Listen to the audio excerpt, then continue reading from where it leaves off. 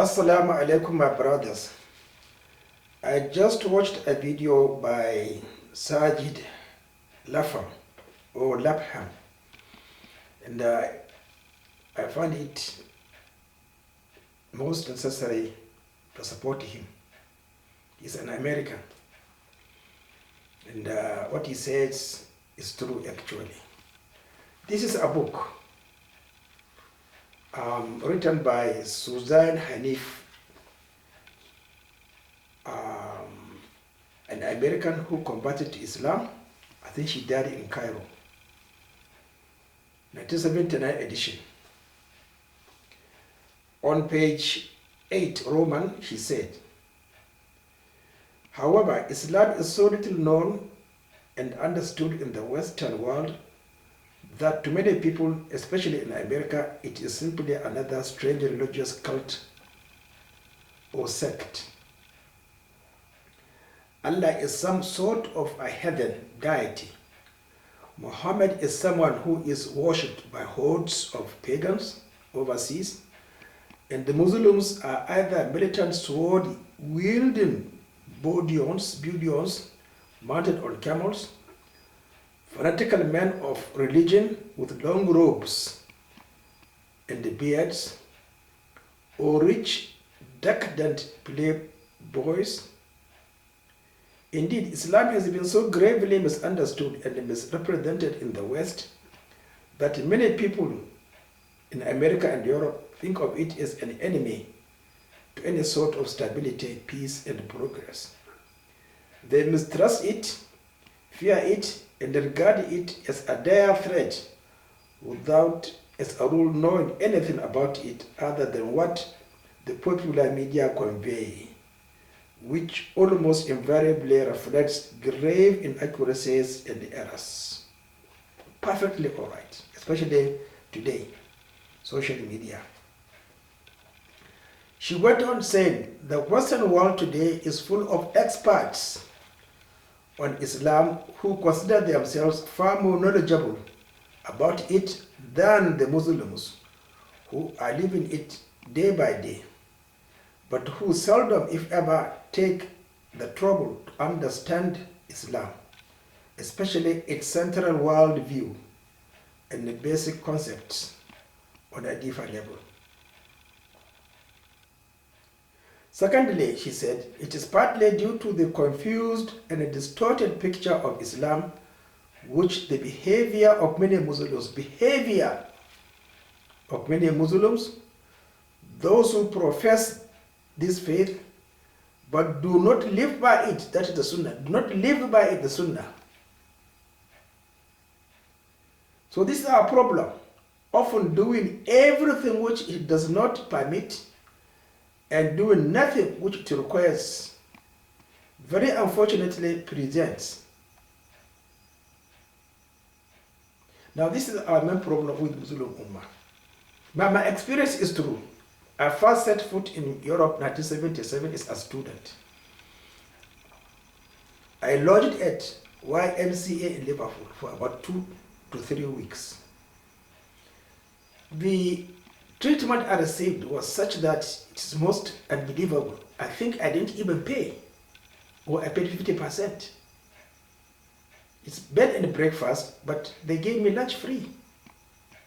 Look at, it's a black man. When I moved to the university, one day I was going around. I entered a shop. There was a shopkeeper. I never knew he was a doctor. I went around looking for a chart. I found one. So when I came to pay, naturally as a black man, I was engaged in discussion. I told him I am a doctor. From where? From Nigeria. Oh, here in Liverpool, yes. I came to do my master's degree in community health. Oh, you are very lucky. How did you get into this university? I applied, but they didn't take me. He was from Edinburgh, sitting for his brother, who went to, I think, Tel Aviv for holidays. So I wanted to pay. He said, no, take it free as a gift. Could not believe. Look at this. A black man was a Jew. I used to refer cases to Cromwell Hospital. So when in one of those referrals, a Jew, I never knew he was a Jew, took my lunch to my room. We became friends. He will come to my room, take tea. We speak occasionally in Arabic, in English, Arabic, English, Arabic.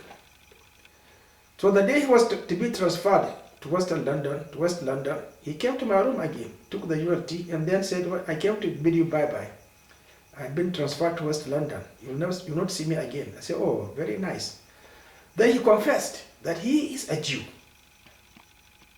And through our 10 days discussions, he understood, I know Islam very well, that if Muslims could behave in the manner I behave, there will be peace in the world. He categorically mentioned Pakistan, that look at them. There is Abdul Allah Maudidi, was beautiful articles, but they misbehave. They are extremely arrogant. And as he said, ready to take to the sword. So as I tell, there's no time to confess to you that I have never visited Europe, maybe about 12 times, I don't know how many times in my life, but I received an honor that Islam is beautiful and they want to know what Islam is more about. Let me give you this, be patient please, this example in 1995 also. I was in Japan. We used to sit for coffee break, myself, from Nigeria, Indonesians and Malaysians discussing Islam. So the day I was to leave, the day before, on Thursday, two females, beautiful, from Central Europe approached me. Mustafa, can you please honor us by joining us for lunch on Friday? That will be our last day in Japan. I said, I was so much, confused. I said, yes, I will honor it. So we sat down for lunch. They said, look, they are grateful. Even if they go back to their stations with F, they have achieved one important thing. They now understood Islam. Wallahi, I swear by Allah. I cried in my heart that if I go back to my country, I should send them Islamic books. We shook hands. They embraced me. Look at this. Just through conversation, they picked me as a black man, not the whites, Indonesia and the Malaysians. So you see, what he said is true. We Muslims were distorting Islam. We are killing it. We are killing it.